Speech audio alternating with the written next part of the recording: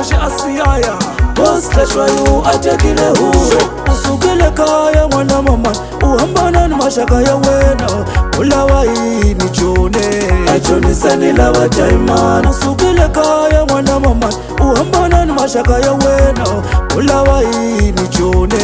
ajonisani lava Diamond wakuma seba ehla mkotini vawanona ikulava Diamond Diamond phela Diamond van'wani se va tlela na tinyoka hi ku lava Diamond van'wani va swi kota ku tlela na fele hi ku lava Diamond van'wani se va tlela swigangeni na vusiku hi ku lava Diamond mali loko vo langisa misaveni a ta tshika swa ku jola ni lava Diamond mali loko vo langisa misaveni a ta tshika swa ku jola ni lava Diamond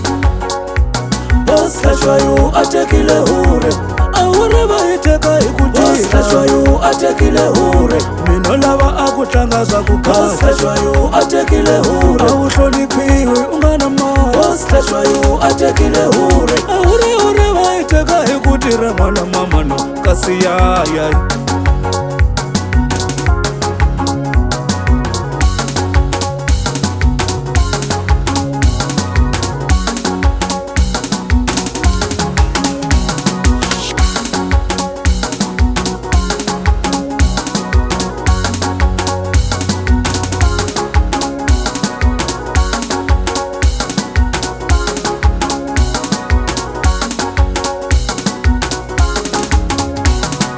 mina no pfumala njombo ya ku khanya kambe na ipanda Diamond no pfumala njombo ya ku khanya kambe na ipanda Diamond ni kanyisa vavanuna Jone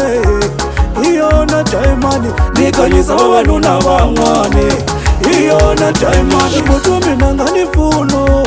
swa mina swa yala bava ipoto mina nga ni pfuna hlaxwayo swa mina swa yala bava na mina na ipanda Diamond hi mina yani yana mina na mina na ipanda Diamond na mina yani yana mina hi nga ni pfuna hi nga ni pfuna hi nga ni pfuna hi nga ni pfuna poti wa mina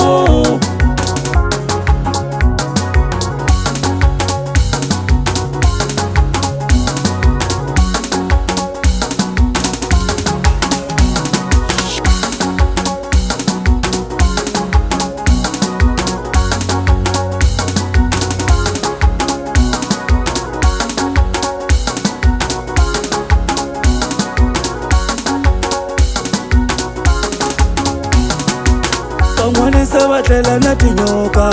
hi ku lava Diamond van'wani va swi kota ku tlela na fele hi ku lava Diamond van'wani se va tlela swigangeni na vusiku hi ku lava Diamond mali loko vo langisa misaveni a ta tshika swa ku jola ni lava Diamond mali loko vo langisa misaveni a ta tshika swa ku jola ni lava Diamond Bosleshwayo atekile hure ahuri va hi teka hi ku Bosleshwayo atekile hure mina lava a ku tlanga swa ku kahle Bosleshwayo atekile a hure wu hloniphiwi u nga na mali Bosleshwayo atekile hure mina no pfumala njombo ya ku khanya kambe na ipanda Diamond no pfumala njombo ya ku khanya kambe na ipanda Diamond